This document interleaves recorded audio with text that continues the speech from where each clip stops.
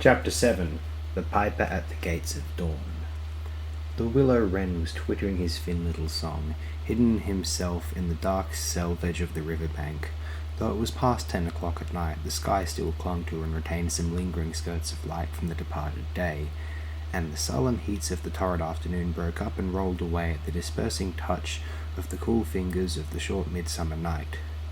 Mole lay stretched on the bank, still panting from the stress of the fierce day that had been cloudless from dawn to late sunset, and waited for his friend to return. He had been on the river with some companions, leaving the water rat free to keep an engagement of long standing with Otter, and he had come back to find the house dark and deserted, and no sign of Rat, who was doubtless keeping it up late with his old comrade. It was still too hot to think of staying indoors, so he lay on some cool dock leaves and thought over the past day and its doings, and how very good they all had been. The rat's light footfall was presently heard approaching over the parched grass. "Oh, the blessed coolness," he said, and sat down gazing thoughtfully into the river, silent and preoccupied. "You stayed to supper, of course?" said the mole presently. "Simply had to," said the rat. "They wouldn't hear of my going before. You know how kind they always are. And they made things as jolly for me as ever they could, right up to the moment I left. But I felt a brute all the time, as it was clear to me they were very unhappy, for they tried to hide it. Mole, I'm afraid they're in trouble. Little Portly is missing again. You know what a lot his father thinks of him, though he never says much about it." "What, that child?" said the mole lightly. "Well, suppose he is. Why worry about it? He's always straying off and getting lost and turning up again. He's so adventurous. But no harm ever happens to him. Everybody hereabouts knows him and likes him, just as they do old Otter, and you may be sure some animal or other will come across him and bring him back again all right." "Why, we found him ourselves, miles from home, and quite self-possessed and cheerful." "Yes, but this time it's more serious," said the rat gravely. "He's been missing for some days now, and the otters have hunted everywhere high and low, without finding the slightest trace, and they've asked every animal too, for miles around, and no one knows anything about him. Otter's evidently more anxious than he'll admit. I got out of him that young Portly hasn't learned to swim yet very well yet, and I can see he's thinking of the weir. There's a lot of water coming down still, considering the time of year, and the place always had a fascination for the child. And then there are, well, traps and things, you know. Otter's not the fellow to be nervous about any son of his before it's time, and now he is nervous. When I left he came out with me, said he wanted some air, and talked about stretching his legs, but I could see it wasn't that, so I drew him out and pumped him, and got it all from him at last. He was going to spend the night watching by the ford. You know the place where the old ford used to be in bygone days before they built the bridge?" "I know it well," said the mole, "but why should Otter choose to watch there?" "Well, it seems that it was there he gave Portly his first swimming lesson," continued the rat, "from that shallow gravelly spit near the bank. And it was there he used to teach him fishing, and there young Portly caught his first fish, of which he was so very proud. The child loved the spot, and Otter thinks that if he came wandering back from wherever he is, if he is anywhere by this time, poor little chap, he might make for the fort he was so fond of, or if he came across it he'd remember it well, and stop there and play, perhaps. So Otter goes there every night and watches, on the chance, you know, just on the chance." They were silent for a long time, both thinking of the same thing, the lonely heart-sore animal, crouched by the ford, watching and waiting, the long night through, on the chance. "Well, well," said the rat presently, "I suppose we ought to be thinking about turning in," but he never offered to move. "Rat," said the mole, "I simply can't go and turn in, go to sleep and do nothing, even though there doesn't seem to be anything to be done. We'll get the boat out and paddle upstream. The moon will be up in an hour or so, and then we will search as well as we can. Anyhow, it will be better than going to bed and doing nothing." "Just what I was thinking myself," said the rat. "It's not the sort of night for bed anyhow, and daybreak is not so very far off, and then we may pick up some news of him from early rises as we go along." They got the boat out, and the rat took the sculls, paddling with caution. Out in midstream there was a clear, narrow track that faintly reflected the sky, but wherever shadows fell on the water from bank, bush or tree, they were as solid to all appearance as the banks themselves, and the mole had to steer with judgment accordingly. Dark and deserted as it was, the night was full of small noises, song and chatter and rustling, telling of the busy little population who were up and about, plying their trades and vocations through the night till sunshine should fall on them at last, and send them off to their well-earned repose. The water's own noises, too, were more apparent than by day, its gurglings and cloops more unexpected and near at hand, and constantly they started at what seemed a sudden clear call from an actual articulate voice. The line of the horizon was clear and hard against the sky, and in one particular quarter it showed black against a silvery climbing phosphorescence that grew and grew. At last, over the rim of the waiting earth, the moon lifted with slow majesty, till it swung clear of the horizon and rode off, free of moorings, and once more they began to see surfaces, meadows widespread, and quiet gardens, and the river itself from bank to bank, all softly disclosed, all washed clean of mystery and terror, all radiant again as by day, but with a difference that was tremendous. Their old haunts greeted them again in other raiment, as if they had slipped away and put on this pure new apparel and come quietly back, smiling as they shyly waited to see if they would be recognized again under it. Fastening their boat to a willow, the friends landed in this silent silver kingdom, and patiently explored the hedges, the hollow trees, the runnels and their little culverts, the ditches and dry waterways. Embarking again and crossing over, they worked their way up to the stream in this manner, while the moon, serene and detached in a cloudless sky, did what she could, though so far off, to help them in their quest, till her hour came and she sank earthwards reluctantly, and left them, a mystery once more held field and river. Then a change began slowly to declare itself. The horizon became clearer, field and tree came more into sight, and somehow with a different look. The mystery began to drop away from them. A bird piped suddenly, and was still, and a light breeze sprang up and set the reeds and bulrushes rustling. Rat, who was in the stern of the boat, while Mole sculled, sat up suddenly and listened with a passionate intentness. Mole, who with gentle strokes was just keeping the boat moving while he scanned the banks with care, looked at him with curiosity. "It's gone," sighed the rat, sinking back in his seat again. "So beautiful and strange and new. Since it was to end so soon, I almost wish I had never heard it, for it has roused a longing in me that is pain, and nothing seems worthwhile but just to hear that sound once more and go on listening to it forever." "No, there it is again," he cried, alert once more. Entranced, he was silent for a long space, spellbound. "Now it passes on and I begin to lose it," he said presently. "Oh, Mole, the beauty of it, the merry bubble and joy, the thin, clear, happy call of the distant piping, such music I never dreamed of, and the call in it is stronger even than the music is sweet. Row on, Mole, row, for the music and the call must be for us." The Mole, greatly wondering, obeyed. "I hear nothing myself," he said, "but the wind playing in the reeds and rushes and osiers." The rat never answered, if indeed he heard. Rapt, transported, trembling, he was possessed in all his senses by this new divine thing that caught up his helpless soul and swung and dandled it, a powerless but happy infant, in a strong, sustaining grasp.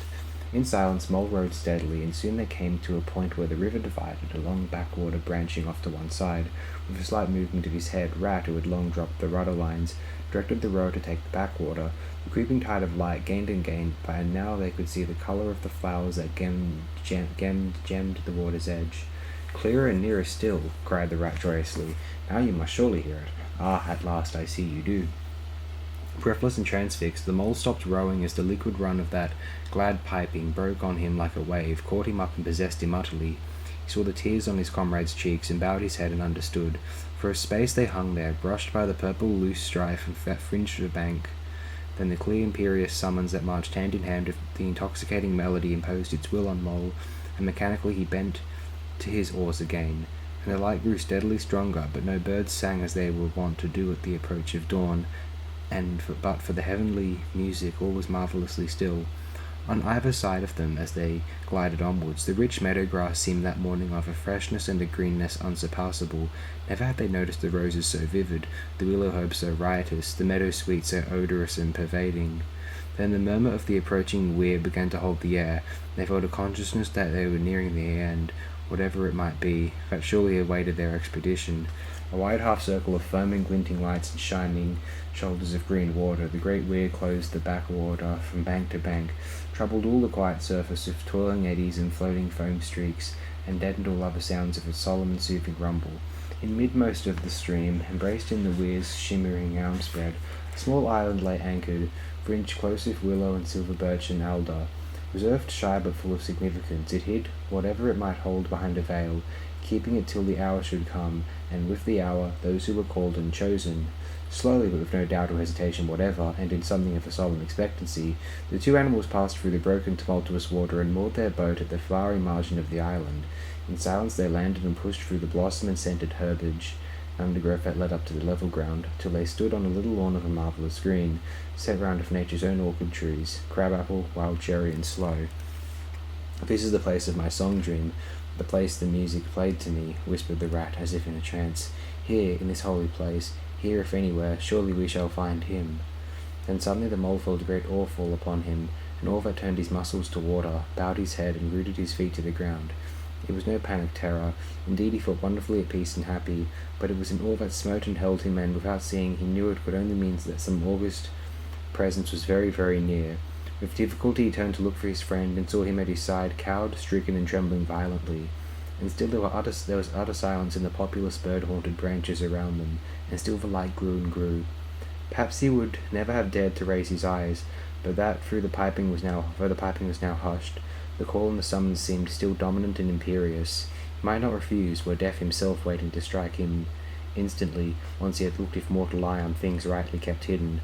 Trembling he obeyed, and raised his humble head, and then, in that utter clearness of the imminent dawn, while nature, flushed with fullness of incredible colour, seemed to hold her breath for the event, he looked in the very eyes of the friend and helper, saw the backyard sweep of the curved horns gleaming in the growing daylight, saw the stern, hooked nose between the kindly eyes that were looking down on them humorously, while the bearded mouth broke into a half-smile at the corners, saw the rippling muscles on the arm that lay across the broad chest, the long supple hand still holding the panpipes only just fallen away from the parted lips, saw the splendid curves of the shaggy limbs disposed in majestic ease on the sward, saw, last of all, nestling between his very hooves, sleeping soundly in entire peace and contentment, the little round podgy childish form of the baby otter. All this he saw, for one moment breathless and intense, vivid on the morning sky, and still as he looked, he lived, and still as he lived, he wondered. "Rat!" he found breath to whisper, shaking. "Are you afraid?" "Afraid?" murmured the rat, his eyes shining with unutterable love. "Afraid? Of him? Oh, never, never! And yet, oh, Mole, I am afraid." Then the two animals, crouching to the earth, bowed their heads and did worship. Sudden and magnificent, the sun's broad golden disk showed itself over the horizon facing them, and the first rays, shooting across the level water meadows, took the animals full in the eyes and dazzled them. When they were able to look once more, the vision had vanished, and the air was full of the carol of birds that hailed the dawn. As they stared blankly, in dumb misery deepening as they slowly realized all they had seen and all they had lost, a capricious little breeze, dancing up from the surface of the water, tossed the aspens, shook the dewy roses, and blew lightly and caressingly in their faces, and with its soft touch came instant oblivion, for this is the last best gift that the kindly demigod is careful to bestow on those to whom he had revealed himself in their helping, the gift of forgetfulness.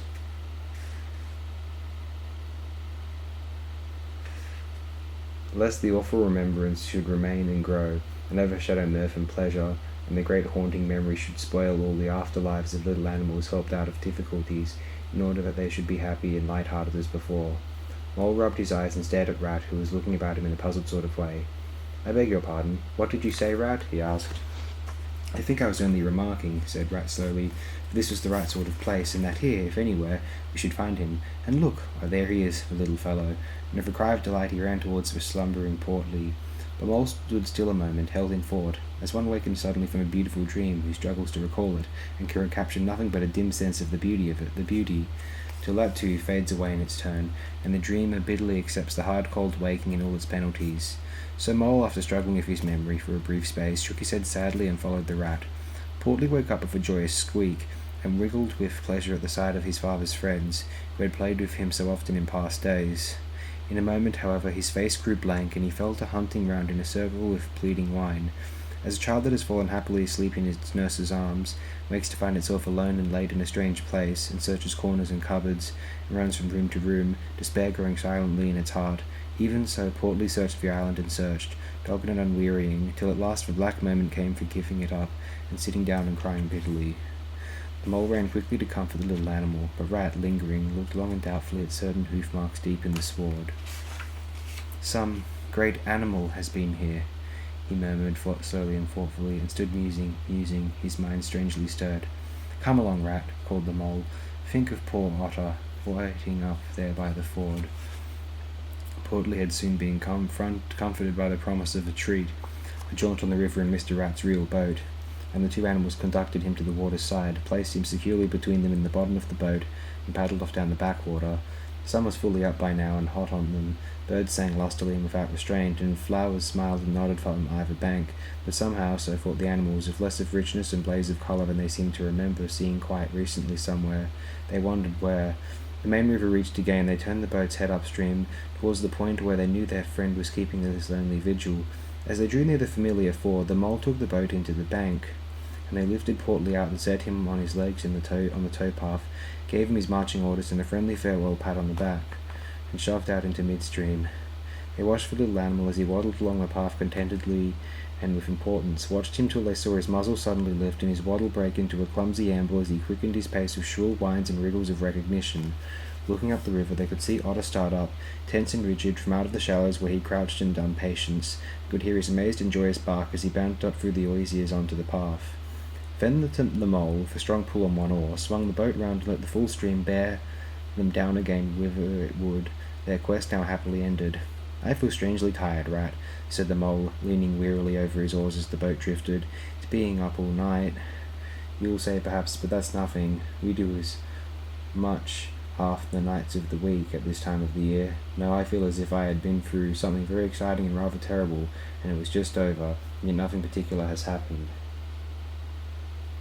"Or something very surprising and splendid and beautiful," murmured the Rat, leaning back and closing his eyes. "I feel just as you do, Mole, simply dead tired, though not body tired. It's lucky we've got the stream with us to take us home. Isn't it jolly to feel the sun again, soaking into one's bones, and hark to the wind playing in the reeds? It's like music, faraway music," said the Mole, nodding drowsily. "So I was thinking," murmured the Rat, dreamful and languid.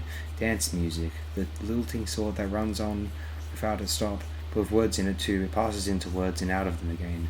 I catch them at intervals, then it is dance music once more, and then nothing but the reeds, soft thin whispering."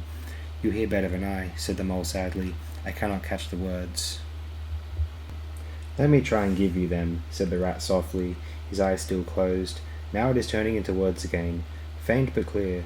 Lest the oar should dwell, and turn your frolic to fret, you shall look on my power at the helping hour, but then you shall forget. Now the reeds take it up. Forget, forget. They sigh and it dies away in a rustle and a whisper. Then the voice returns. Lest limbs be reddened and rent, I spring the trap that is set. As I loose the snare you may glimpse me there, for surely you shall forget. Row nearer, Mole, nearer to the reeds. It is hard to catch, and grows each minute fainter. Helper and healer, I cheer. Small waifs in the woodland wet, strays I find in it, wounds I bind in it, bidding them all forget. Nearer, Mole, nearer. No, it is no good. The song has died away into reed talk." "What do the words mean?" asked the wandering Mole. "That I do not know," said the Rat simply. "I passed them on to you as they reached me." "Ah, now they return again, and this time full and clear. This time at last it is the real, the unmistakable thing, simple, passionate, perfect. Well, let's have it then," said the Mole, after he had waited patiently for a few minutes, half dozing in the hot sun, but no answer came. He looked and understood the silence, with a smile of much happiness on his face, something of a listening look still lingering there. The weary Rat was fast asleep. Chapter 8. Toad's Adventures. When Toad found himself immured in a dank and noisome dungeon, and knew that all the grim darkness of a medieval fortress lay between him and the outer world of sunshine and well-metalled high roads, where he had lately been so happy, disporting himself as if he had brought up every road in England, he flung himself at full length on the floor and shed bitter tears, and abandoned himself to dark despair. "This is the end of everything," he said. "At least it is the end of the career of Toad, which is the same thing. The popular and handsome Toad, the rich and hospitable Toad, the Toad so free and careless and debonair. How can I hope to be ever set at large again," he said, "who have been imprisoned so justly for stealing so handsome a motor car in such an audacious manner, and for such lurid and imaginative cheek, bestowed upon such a number of fat, red-faced policemen?" Here his sobs choked him. "Stupid animal that I was," he said. "Now I must languish in this dungeon till people who are proud to say they knew me have forgotten the very name of Toad. Oh, wise old badger," he said. "Oh, clever, intelligent Rat and sensible Mole, what sound judgments, what a knowledge of men and matters you possess. Oh, unhappy and forsaken Toad." With lamentations such as these, he passed his days and nights for several weeks, refusing his meals or intermediate light refreshments, though the grim and ancient jailer, knowing that Toad's pockets were well lined, frequently pointed out that many comforts, and indeed luxuries, could by arrangement be sent in, at a price, from outside. Now the jailer had a daughter, a pleasant wench and good-hearted, who assisted her father in the lighter duties of his post.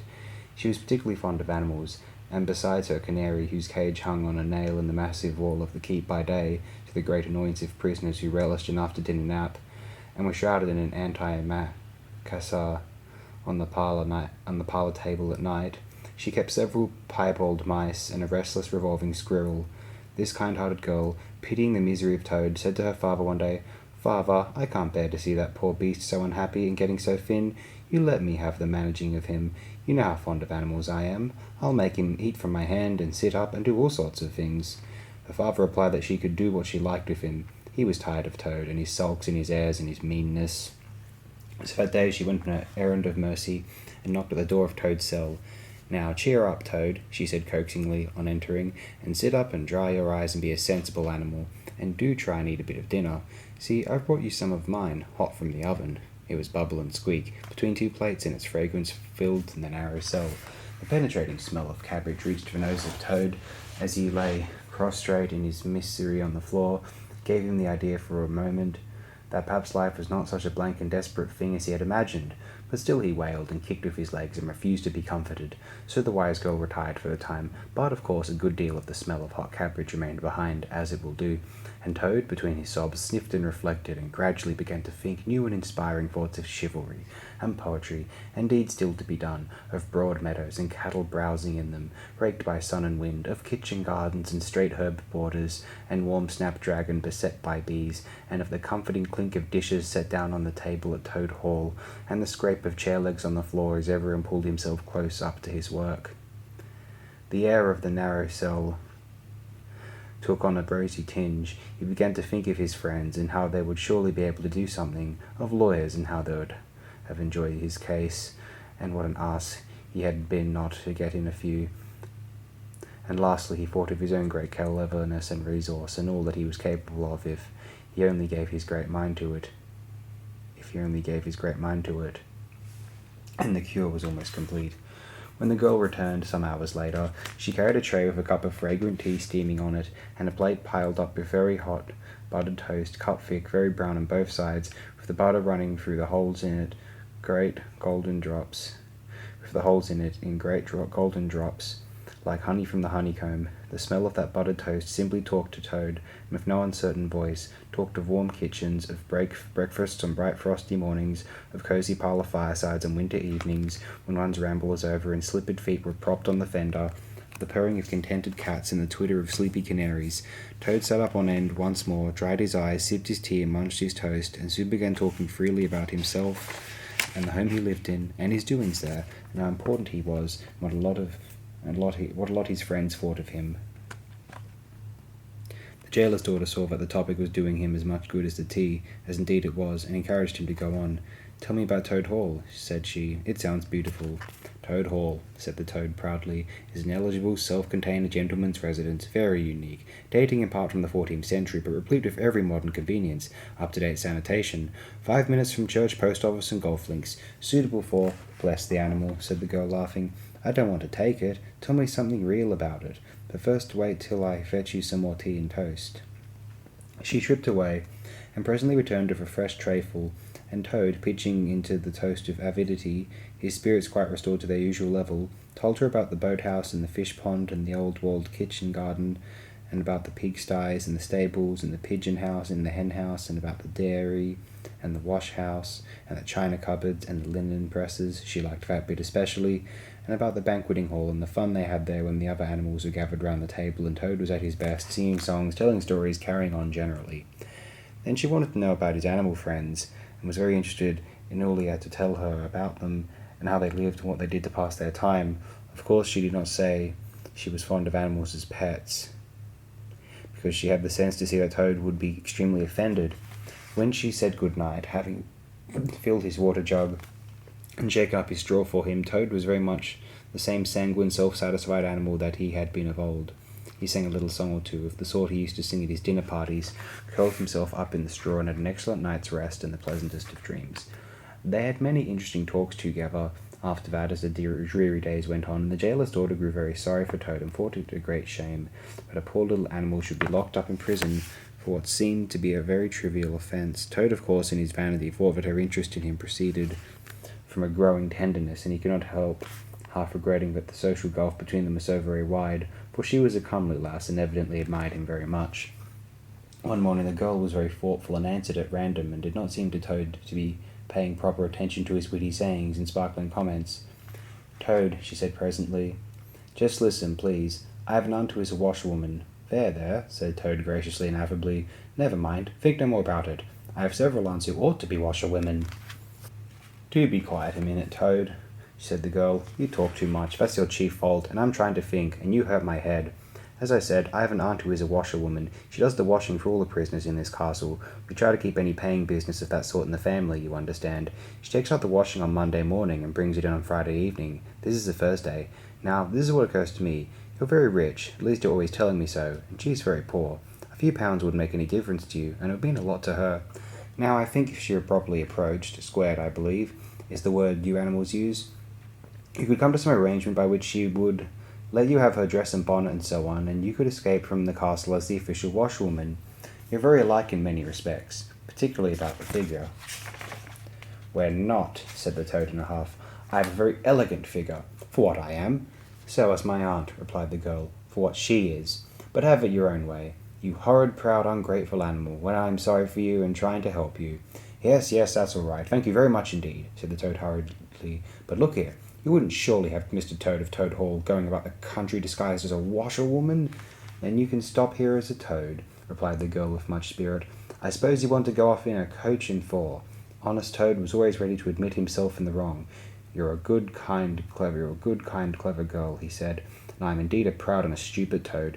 Introduce me to your worthy aunt, if you will be so kind, and I have no doubt that the excellent lady and I will be able to arrange terms satisfactory to both parties."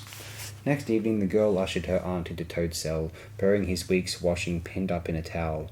The old lady had been prepared beforehand for the interview, and the sight of golden sovereigns that Toad had thoughtfully placed on the table in full view practically completed the matter and left little further to discuss. In return for his cash, Toad received a cotton print gown, an apron, a shawl, and a rusty black bonnet, the only stipulation the old lady made being that she should be gagged and bound and dumped down in a corner. By this not very convincing artifice, she explained, aided by picturesque fiction which she could supply herself, she hoped to retain her situation, in spite of the suspicious appearance of things. Toad was delighted with the suggestion. It would enable him to leave the prison in some style, and with his reputation for being a desperate and dangerous fellow untarnished, and he readily helped the jailer's daughter to make her aunt appear as much as possible the victim of circumstances over which she had no control. "Now it's your turn, Toad," said the girl. "Take off that coat and waistcoat of yours. You're fat enough as it is." Shaking with laughter, she proceeded to hook and eye him into the cotton print gown, arranged the shawl with a professional fold, tied the strings of the rusty bonnet under his chin. "You're the very image of her," she giggled, "only I'm sure you never looked half so respectable in all your life before. Now goodbye, Toad, and good luck. Go straight down the way you came up, and if anyone says anything to you, as they probably will, being but men, you can chaff back a bit, of course, but remember you're a widow woman, quite alone in the world, with a character to lose." With a quaking heart, but as firm a footstep as he could command, Toad set forth cautiously on what seemed to be a most harebrained and hazardous undertaking, but he was soon agreeably surprised to find how easy everything was made for him, and a little humbled at the thought that both his popularity and the sex that seemed to inspire it were really another's. The washerwoman's squat figure in its familiar cotton print seemed a passport for every barred door and grim gateway. Even when he hesitated, uncertain as to the right turning to take, he found himself helped out of his difficulty by the warder at the next gate, anxious to be off to his tea, summoning him to come along sharp and not keep him waiting there all night. The chaff and the humorous sallies to which he was subjected, and to which of course he had to provide prompt and effective reply, formed indeed his chief danger, for Toad was an animal with a strong sense of his own dignity, and the chaff was mostly, he thought, poor and clumsy, and the humour of the sallies entirely lacking. However, he kept his temper, though with great difficulty, suited his retorts to his company and his supposed character, and did his best not to overstep the limits of good taste. It seemed hours before he crossed the last courtyard, rejected the pressing invitations from the last guard-room, and dodged the outspread arms of the last warder, pleading with simulated passion for just one farewell embrace. But at last he heard the wicket gate and the great outer door click behind him, felt the fresh air of the outer world upon his anxious brow, and knew that he was free.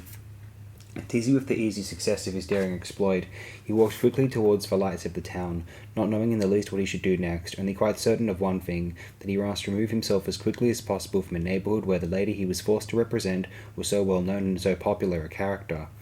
As he walked along considering, his attention was caught by some red and green lights a little way off, to one side of the town, and the sound of the puffing and snorting of engines, and the banging of shunted trucks fell on his ear. Aha, he thought, this is a piece of luck.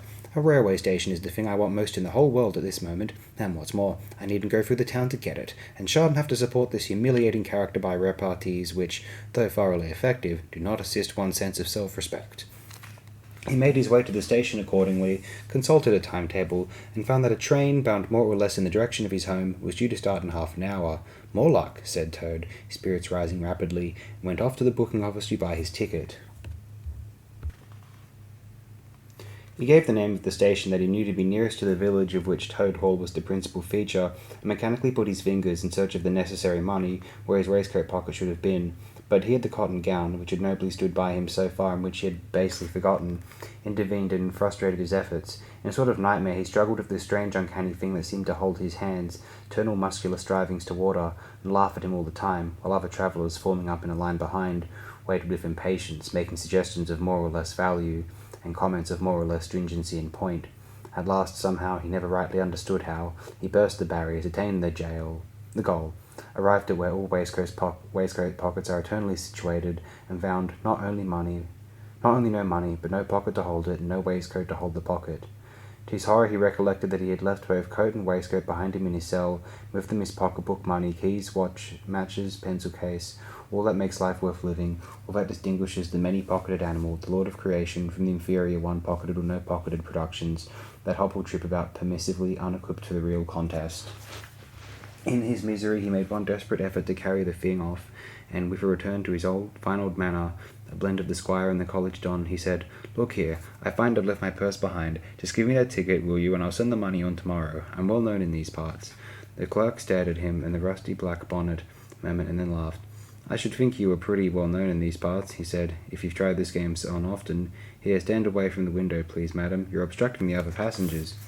An old gentleman who had been prodding him in the back for some moments here thrust him away, and what was worse, addressed him as his good woman, which angered Toad more than anything that had occurred that evening. Baffled and full of despair, he wandered blindly down the platform where the train was standing, and tears trickled down each side of his nose. It was hard, he thought, to be within sight of safety and almost of home, and to be balked by the want of a few wretched shillings and by the pettifogging mistrustfulness of paid officials. Very soon his escape would be discovered. The hunt would be up. He would be caught, reviled, loaded with chains, dragged back again to prison and bread and water and straw. His guards and penalties would be doubled, and oh, what sarcastic remarks the girl would make! What was to be done? He was not swift of foot. His figure was unfortunately recognizable. Could he not squeeze under the seat of a carriage? He had seen this method adopted by schoolboys when the journey money provided by thoughtful parents had been diverted to other and better ends. As he pondered, he found himself opposite the engine, which was being oiled, wiped, and generally caressed by its affectionate driver, a burly man with an oil can in one hand and a lump of cotton waste in the other. "Hello, mother," said the engine driver. "What's the trouble? You don't look particularly cheerful." "Oh, sir," said Toad, crying afresh, "I am a poor unhappy washerwoman, and I have lost all my money, and can't pay for a ticket, and I must get home tonight somehow, and whatever I am to do, I don't know. Oh dear, oh dear." "That's a bad business indeed," said the engine driver reflectively. "Lost your money, and can't get home, and got some kids too waiting for you, I dare say. Any amount of 'em," sobbed Toad, "and they'll be hungry, and playing with matches, and upsetting lamps to little innocents, and quarrelling and going on generally. Oh dear, oh dear. Well, I'll tell you what I'll do," said the good engine driver. "You're a washwoman to your trade, says you. Very well, that's that, and I'm an engine driver, as you as you well may see, and there's no denying it's terribly dirty work. Uses up a pair of shirts, it does, till my missus is fair tired of washing of 'em. If you'll wash a few shirts for me when you get home, and send 'em along, I'll give you a ride on my engine. It's against the company's regulations, but we're not so very particular in these out-of-the-way parts." The Toad's misery turned into rapture as he eagerly scrambled up into the cab of the engine. Of course he had never washed a shirt in his life, and couldn't if he tried, and anyhow, he wasn't going to begin. But he thought, When I get safely home to Toad Hall and have money again and pockets to put it in, I will send the engine driver enough to pay for quite a quantity of washing, and that will be the same thing, or better." The guard waved his welcome flag. The engine driver whistled in cheerful response, and the train moved out of the station. As the speed increased and the Toad could see on either side of him real fields and trees and hedges and cows and horses all flying past him, and as he thought how every minute was bringing him nearer to Toad Hall, and sympathetic friends, and money to chink in his pocket, and a soft bed to sleep in, and good things to eat, and praise and admiration at the recital of his adventures and his surpassing cleverness, he began to skip up and down and shout and sing snatches of song, to the great astonishment of the engine driver, who had come across washerwomen before, at long intervals, but never one at all like this. They had covered many a mile, and Toad was already considering what he would have for supper soon as he got home, when he noticed that the engine driver, with a puzzled expression on his face, was leaning over the side of the engine and listening hard. Then he saw him climb onto the coals and gaze out over the top of the train. Then he returned and said to Toad, "It's very strange. We have a last train running in this direction tonight. Yet I could be sworn that I heard another following us." Toad ceased his frivolous antics at once. He became grave and depressed, and a dull pain in the lower part of his spine, communicating itself to his legs, made him want to sit down and try desperately not to think of all the possibilities. By this time the moon was shining brightly, and the engine driver, steadying himself on the coal, could command a view of the line behind them for a long distance. Presently he called out, "I can see it clearly now. It is an engine, on our rails, coming along at a great pace. Looks as if we were being pursued." The miserable Toad, crouching in the coal dust, tried hard to think of something to do, with dismal want of success. "They are gaining on us fast," cried the engine driver, "and the engine is crowded with the queerest lot of people. Men like ancient warders, waving halberds, policemen in their helmets, waving truncheons, and shabbily dressed men in pot hats, obvious and unmistakable plainclothes detectives even at this distance, waving revolvers and walking sticks, all waving and all shouting the same thing, 'Stop, stop, stop!'" Then Toad fell on his knees among the coals, and raising his clasped paws in supplication, cried, "Save me, only save me, dear kind Mr. Engine Driver, and I will confess everything. I am not the simple washerwoman I seem to be. I have no children waiting for me, innocent or otherwise. I am a Toad, the well-known and popular Mr. Toad, a landed proprietor. I have just escaped, by my great daring and cleverness, from a loathsome dungeon into which my enemies had flung me, and if those fellows on that engine recapture me, it will be chains and bread and water and straw and misery once more for poor, unhappy, innocent Toad." The engine driver looked down upon him very sternly and said, "Now tell the truth, what were you put in prison for?" "It was nothing very much," said poor Toad, colouring deeply. "I only borrowed a motor car while the owners were at lunch. They had no need of it at the time. I didn't mean to steal it really, but people, especially magistrates, take such harsh view of thoughtless and high-spirited actions." The engine driver looked very grave and said, "I fear that you have been indeed a wicked Toad. By rights I ought to give you up to offended justice, but you are evidently in sore trouble and distress, so I will not desert you. I don't hold with motor cars, for one thing, and I don't hold with being ordered about by policemen when I'm on my own engine, for another, and the sight of an animal in tears always makes me feel queer and soft-hearted. So cheer up, Toad. I'll do my best, and we may beat them yet." They piled on more coals, shoveling furiously. The furnace roared, the sparks flew, the engine leapt and swung, but still their pursuers slowly gained. The engine driver, with a sigh, wiped his brow with a handful of cotton waste and said, "I'm afraid it's no good, Toad. You see, they are running light, and they have the better engine. There's just one thing left for us to do, and it's your only chance, so attend very carefully to what I tell you. A short way ahead of us is a long tunnel, and on the other side of that the line passes through a thick wood. Now I will put on all the speed I can while we are running through the tunnel, but the other fellows will slow down a bit, naturally, for fear of an accident. When we are through, I will shut off steam and put on brakes as hard as I can, and the moment it's safe to do so, you must jump and hide in the wood, before they get through the tunnel and see you. Then I will go full speed ahead again, and they can chase me if they like, for as long as they like and as far as they like. Now mind and be ready to jump when I tell you."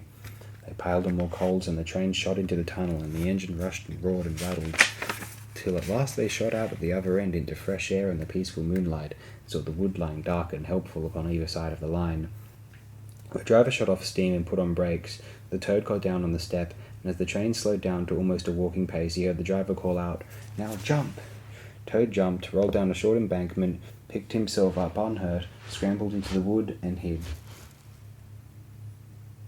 Heaping out, he saw his train get up speed again and disappear at a great pace, and out of the tunnel burst the pursuing engine, roaring and whistling, her motley crew waving their various weapons and shouting, "Stop! Stop! Stop!"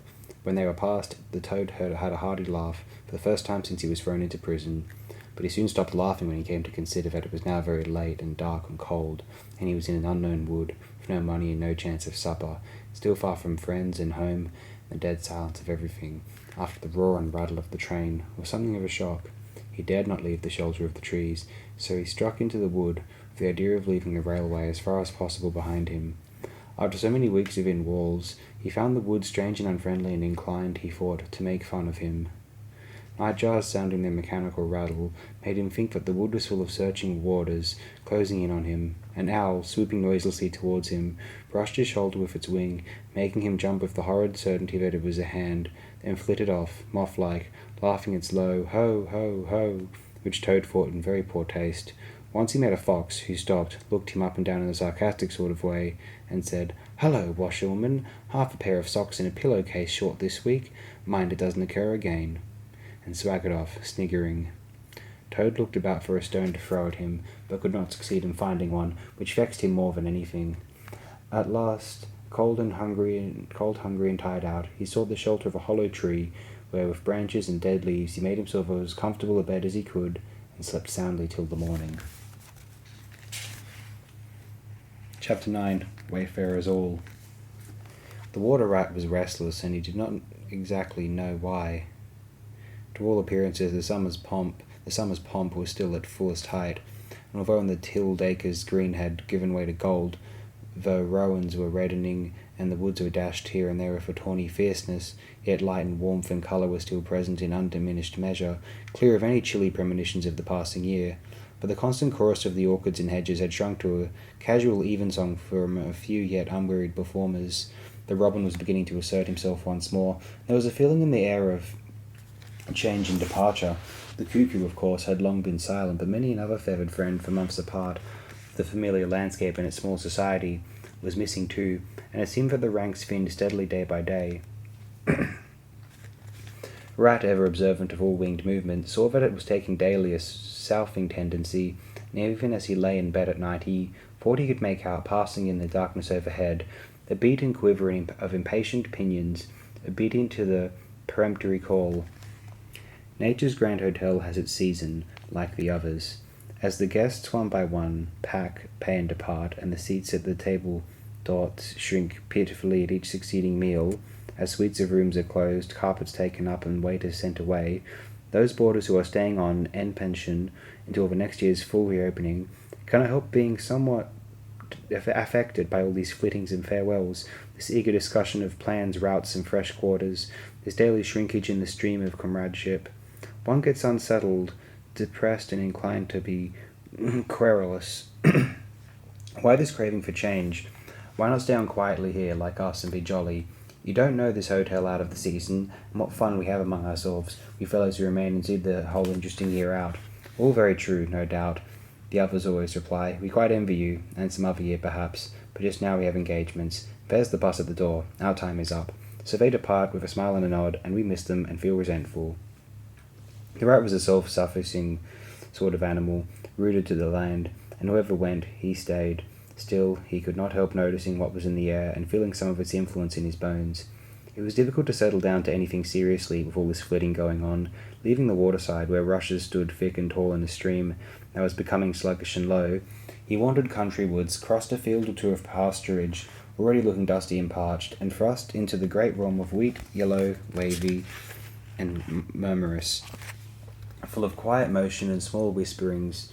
Here he often loved to wander, through the forest of stiff, strong stalks that carried their own golden sky away over his head, a sky that was always dancing, shimmering, softly talking, or swaying strongly to the passing wind and recovering itself with a toss and a merry laugh. Here, too, he had many small friends, a society complete in itself, leading full and busy lives, but always with a spare moment to gossip and exchange news of a visitor. Today, however, though they were civil enough, the field mice and harvest mice seemed preoccupied. Many were digging and tunnelling busily, others, gathered together in small groups, examined plans and drawings of small flats, stated to be desirable and compact, and situated conveniently near the stores. Some were hauling out dusty trunks in dress baskets, others were already elbow-deep packing their belongings, while everywhere piles and bundles of wheat, oats, barley, beech mast, and nuts lay about ready for transport. "Here's old Ratty," they cried as soon as they saw him. "Come and bear a hand, Rat. Don't stand about idle." "What sort of games are you up to?" said the water rat severely. "You know it isn't time to be thinking of winter quarters yet, by a long way."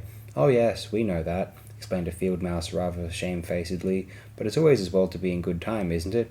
We really must get all the furniture and baggage and stores moved out of this before those horrid machines begin clicking round the fields. And then, you know, the best flats get picked up so quickly nowadays. If you're late, you have to put up with anything. They want such a lot of doing up, too, before they're fit to move in."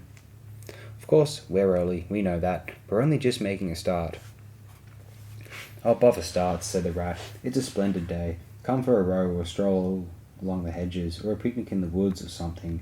"Well, I think not today, thank you," replied the field mouse hurriedly. "Perhaps some other day, when we've more time." The rat, with a snort of contempt, swung round to go, tripped over a hat box, and fell with undignified remarks. "If people would be more careful," said a field mouse rather stiffly, "and look where they're going, people wouldn't hurt themselves, and forget themselves. Mind that hold all, Rat. You'd better sit down somewhere. In an hour or two we may be more free to attend to you. You won't be free, as you call it, much this side of Christmas, I can see that," retorted the rat grumpily, as he picked his way out of the field. He returned somewhat despondently to his river again, his faithful, steady-going old river, which never packed up, flitted, or went into winter quarters. In the osiers which fringed the bank, he spied a swallow sitting. Presently he was joined by another, and then by a third, and the birds, fidgeting restlessly on their bough, talked together earnestly and low. "What, already?" said the rat, strolling up to them. "What's the hurry? I call it simply ridiculous." "Oh, we're not off yet, if that's what you mean," replied the first swallow. "We're only making plans and arranging things, talking it over, you know, what route we're taking this year and where we'll stop and so on. That's half the fun." "Fun?" said the rat. "Now that's just what I don't understand. If you've got to leave this pleasant place, and your friends who will miss you, and your snug homes that you've just settled into, why, when the hour strikes, I've no doubt you go bravely, face all the trouble and discomfort and change and newness, and make believe that you're not very unhappy. But to want to talk about it, or even think about it, till you really need—" "No, you don't understand, naturally," said the second swallow. "First, we feel it stirring within us, a sweet unrest. Then back come the recollections, one by one, like homing pigeons. They flutter through our dreams at night. They fly with us in our wheelings and circlings by day. We hunger to inquire of each other, to compare notes and assure ourselves that it was all really true, as one by one the scents and sounds and names of long-forgotten places come gradually back and beckon to us." "Couldn't you stop on for just this year?" suggested the water rat wistfully. "We'll all do our best to make you feel at home. You've no idea what good times you have here, while you are far away." "I tried stopping on one year," said the third swallow. "I had grown so fond of the place that when the time came I hung back and let the others go on without me. For a few weeks it was all well enough, but afterwards, oh, the weary length of the nights, the shivering, sunless days, the air so clammy and chill, and not an insect in an acre of it. No, it was no good. My courage broke down, and one cold, stormy night I took wing, flying well inland on account of the strong easterly gales. It was snowing hard as I beat through the passes of the great mountains, and I had a stiff fight to win through. But never shall I forget the blissful feeling of the hot sun again on my back as I sped down to the lakes that lay so blue and placid below me, and the taste of my first fat insect. The past was like a bad dream. The future was all happy holiday as I moved southwards week by week, easily, lazily, lingering as long as I dared, but always heeding the call. Now I had had my warning. Never again did I think of disobedience. "Ah, yes, the call of the south, twittered the other two dreamily. Its songs, its hues, its radiant air. Oh, do you remember?" And forgetting the rat, they slid into passionate reminiscence, while he listened, fascinated, and his heart burned within him. In himself, too, he knew that it was vibrating at last. That called hitherto dormant and unsuspected. The mere chatter of these southern-bound birds, their pale and second-hand reports, had yet power to awaken this wild new sensation and thrill him through with it. What would one moment of the real thing work in him? One passionate touch of the real southern sun, one waft of the authentic odour. With closed eyes he dared to dream a moment in full abandonment, and when he looked again and the river seemed steely and chill, the green fields grey and lightless, then his loyal heart seemed to cry out at his weaker self for its treachery. "Why do you ever come back then at all?" he demanded of the swallows jealously. "What do you find to attract you in this poor, drab little country?" "And do you think," said the first swallow, "that the other call is not for us too in its due season? The call of lush meadow grass, wet orchards, warm insect-haunted ponds, of browsing cattle, of haymaking, and all the farm buildings clustering round the house of the perfect eaves. Do you suppose, asked the second one, that you are the only living thing that craves of a hungry longing to hear back the cuckoo's note again? In due time, said the third, we shall be homesick once more for quiet water lilies swaying on the surface of an English stream. But today, all that seems pale and thin and very far away. Just now our blood dances to other music. They fell a-twittering among themselves once more, and this time their intoxicating babble was of violent seas, tawny sands, and lizard-haunted walls. Restlessly the rat wandered off once more, climbed the slope that rose gently from the north bank of the river, and lay looking out towards the great ring of downs that barred his vision further southwards, his simple horizon hitherto, his mountains of the moon, his limit behind which lay nothing he had cared to see or to know. Today, to him gazing south with a new-born need stirring in his heart, the clear sky over their long, low outline seemed to pulsate with promise. Today, the unseen was everything, the unknown the only real fact of life. On this side of the hills was now the real blank. On the other lay the crowded and coloured panorama that his inner eye was seeing so clearly. What seas lay beyond, green, leaping and crested. What sun-bathed coasts, along which the white villas glittered against the olive woods. What quiet harbours, thronged with gallant shipping bound for purple islands of wine and spice, islands set low in languorous waters.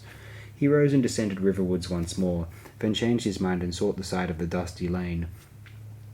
There, lying half buried in the thick, cool, underhedged tangle that bordered it, he could muse on the metalled road and all the wondrous world that it led to, on all the wayfarers, too, that might have trodden it, and the fortune and adventures they had gone to seek or found unseeking. Out there, beyond. Footsteps fell on his ear, and the figure of one that walked somewhat wearily came into view, and he saw that it was a rat, and a very dusty one. The wayfarer, as he reached him, saluted with a gesture of courtesy that had something foreign about it, hesitated a moment, then with a pleasant smile turned from the track and sat down by his side in the cool herbage. He seemed tired, and the rat let him rest unquestioned, understanding something of what was in his thoughts, knowing, too, the value all animals attach at times to mere silent companionship, when the weary muscles slacken and the mind marks time. The wayfarer was lean and keen-featured, and somewhat bowed at the shoulders. His paws were thin and long, his eyes much wrinkled at the corners, and he wore small gold earrings in his neatly set, well-shaped ears.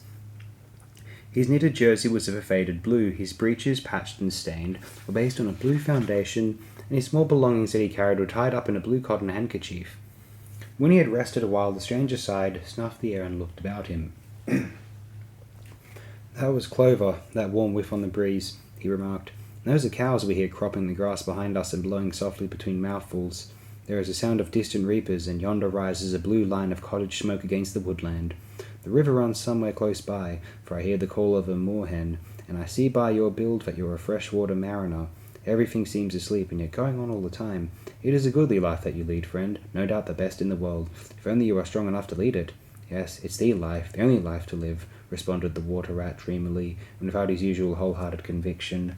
I did not say exactly that, replied the stranger cautiously, but no doubt it's the best. I've tried it, and I know.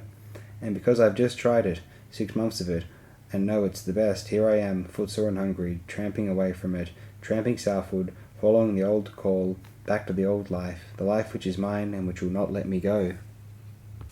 Is this, then, yet another of them? Mused the rat. And where have you just come from? He asked. He hardly dared to ask where he was bound for. He seemed to know the answer only too well. Nice little farm, replied the wayfarer briefly. Up along in that direction, he nodded northwards. Never mind about it. I had everything I could want, everything I had any right to expect of life, and more. And here I am, glad to be here all the same, though, glad to be here. So many miles farther on the road, so many hours nearer to my heart's desire. His shining eyes held fast to the horizon, and he seemed to be listening for some sound that was wanting from that inland acreage, vocal as it was with the cheerful music of pasturage and farmyard. You are not one of us, said the water-rat, nor yet a farmer, nor even, I should judge, of this country. Right, replied the stranger. I am a seafaring rat, I am, and the port I originally hailed from is Constantinople, though I am a sort of a foreigner there too, in a manner of speaking. You will have heard of Constantinople, friend? A fair city, and an ancient and glorious one. And you may have heard, too, of Sigurd, king of Norway, and how he sailed thither with 60 ships, and how he and his men rode up through streets all canopied in their honour with purple and gold, and how the emperor and empress came down and banqueted with him on board his ship, When Sigurd returned home, many of his Northmen remained behind and entered the Emperor's bodyguard, and my ancestor, a Norwegian-born, stayed behind too, with the ships that Sigurd gave the Emperor. Seafarers we have ever been, and no wonder. As for me, the city of my birth is no more my home than any pleasant port between there and the London River. I know them all, and they know me. Set me down on any of their quays or foreshores, and I am home again. I suppose you go great voyages, said the water rat with growing interest, months and months out of sight of land, and provisions running short, and allowance as to water, and your mind communing with the mighty ocean, and all that sort of thing. By no means, said the sea rat frankly. Such a life as you describe would not suit me at all. I'm in the coasting trade, and rarely out of sight of land. It's the jolly times on shore that appeal to me, as much as any seafaring. Oh, those southern seaports, the smell of them, the riding lights at night, their glamour. Well, perhaps you have chosen the better way, said the water rat, but rather doubtfully. Tell me something of your coasting, then, if you have a mind to, and what sort of harvest an animal of spirit might hope to bring home from it, to warm his latter days, with gallant memories by the fireside. For my life, I confess to you, feels to me today somewhat narrow and circumscribed. My last voyage, began the sea rat, that landed me eventually in this country, bound of high hopes for my inland farm, will serve as a good example of any of them, and indeed as an epitome of my highly coloured life. Family troubles, as usual, began it. The domestic storm cone was hoisted, and I shipped myself on board a small trading vessel bound from Constantinople, by classic seas whose every wave throbs with a deathless memory, to the Grecian islands and the Levant. Those were golden days and balmy nights. In and out of harbour all the time, old friends everywhere, sleeping in some cool temple or ruined cistern during the heat of the day, feasting and song after sundown under great stars set in a velvet sky. Thence we turned up and coasted up the Adriatic, its shores swimming in an atmosphere of amber rose and aquamarine. We lay in wide landlocked harbours, we roamed through ancient and noble cities, till at last one morning, as the sun rose royally behind us, we rode into Venice down a path of gold. Oh, Venice is a fine city, wherein a rat can wander at his ease and take his pleasure, or when weary of wandering can sit at the edge of the Grand Canal at night, feasting with his friends when the air is full of music and the sky full of stars, and the lights flash and shimmer on the polished steel prows of the swaying gondolas, packed so that you could walk across the canal on them from side to side. And then the food, do you like shellfish? Well, we won't linger over that now. He was silent for a time, and the water rat, silent too and enthralled, floated on dream canals and heard a phantom song pealing high between vaporous grey, wave-flapped walls.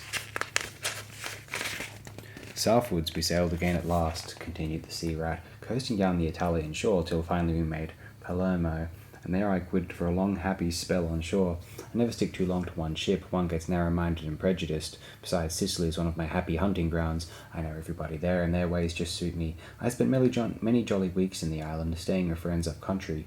When I grew restless again, I took advantage of a ship that was trading to Sardinia and Corsica, and very glad I was to feel the fresh breeze in the sea spray with my face once more. But isn't it very hot and stuffy down in the hold, I think you call it? Asked the water rat. The seafarer looked at him with the suspicion of a wink. I'm an old hand, he remarked with much simplicity. The captain's cabin's good enough for me.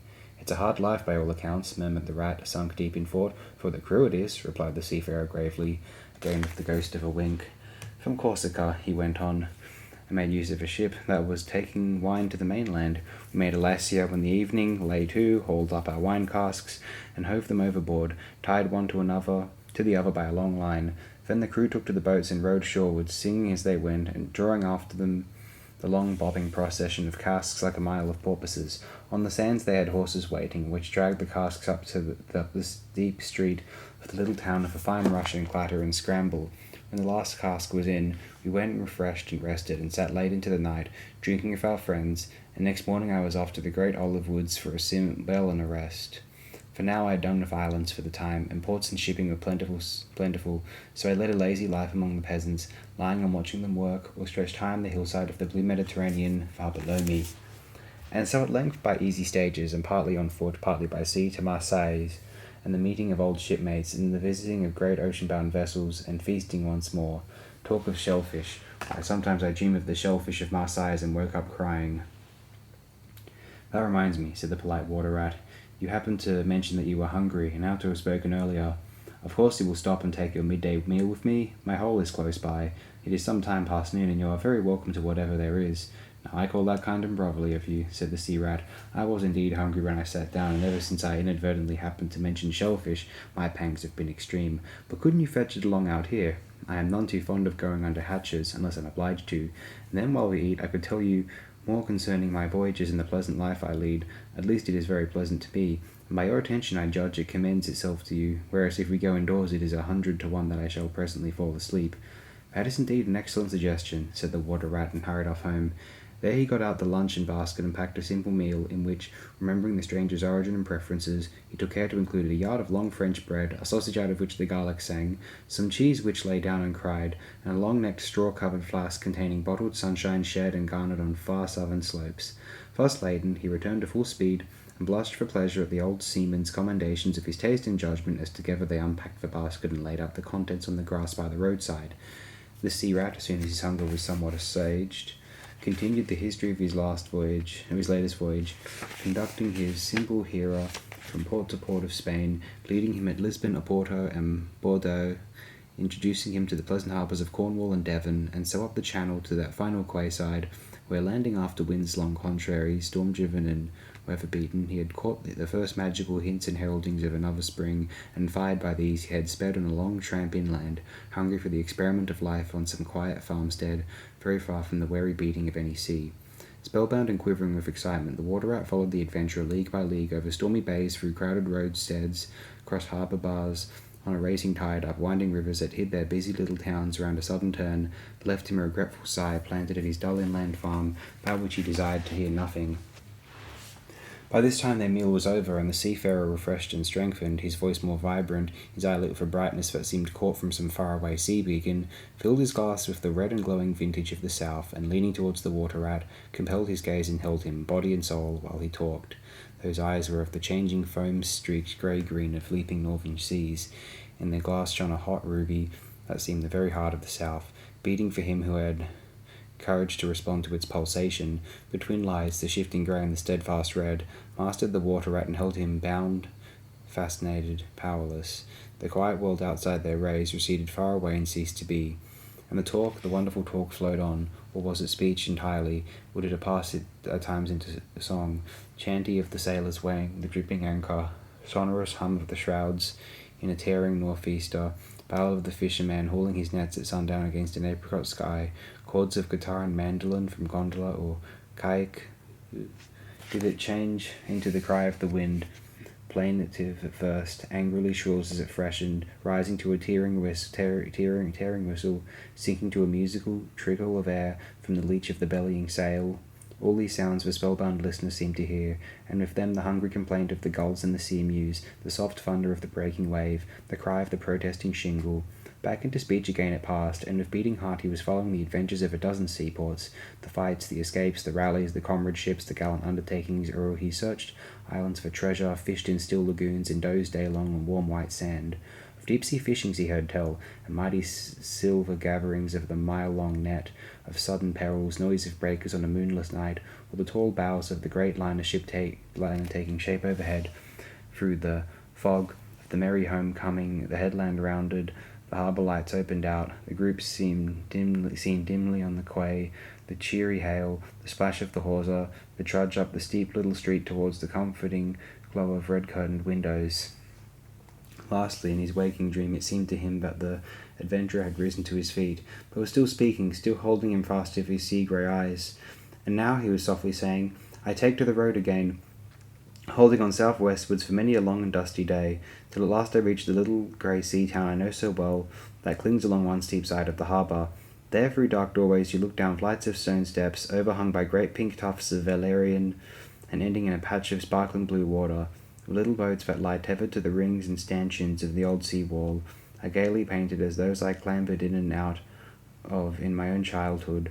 The salmon leap on the flood tide, schools of mackerel flash and play past quaysides and foreshores, and by the windows the great vessels glide, night and day, up to their moorings or forth to the open sea.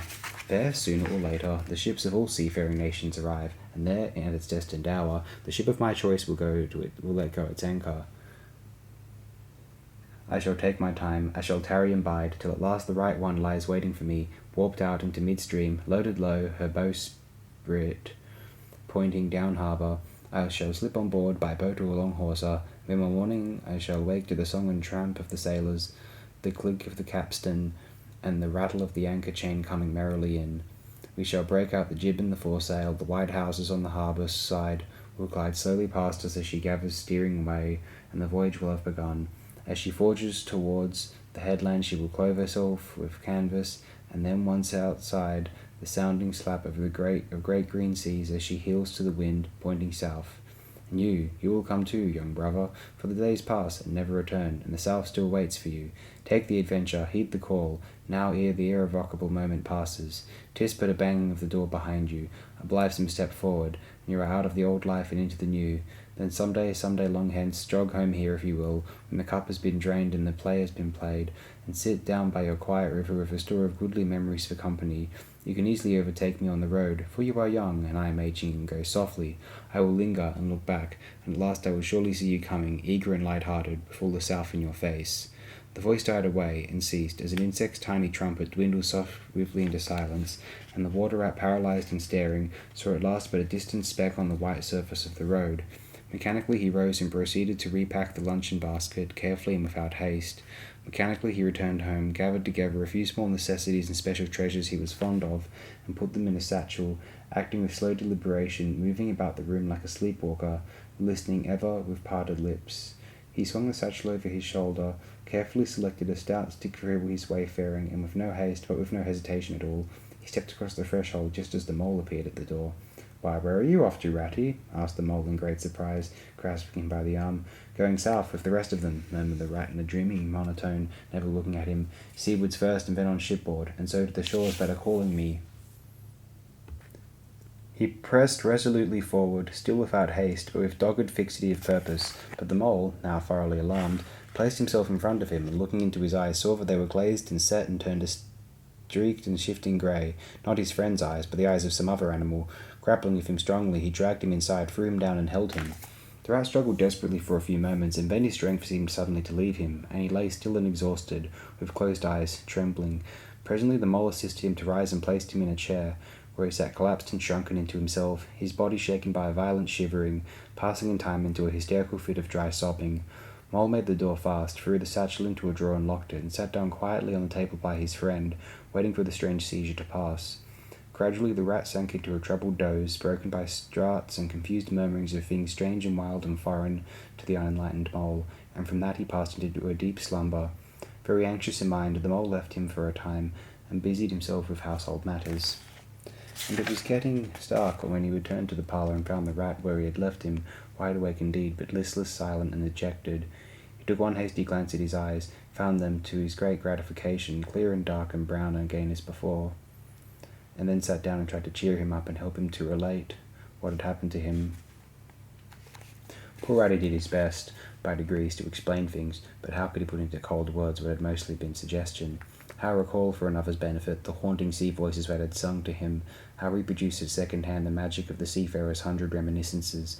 Even to himself, now the spell was broken and the glamour gone, he found it difficult to account for what had seemed some hours ago the inevitable and only thing.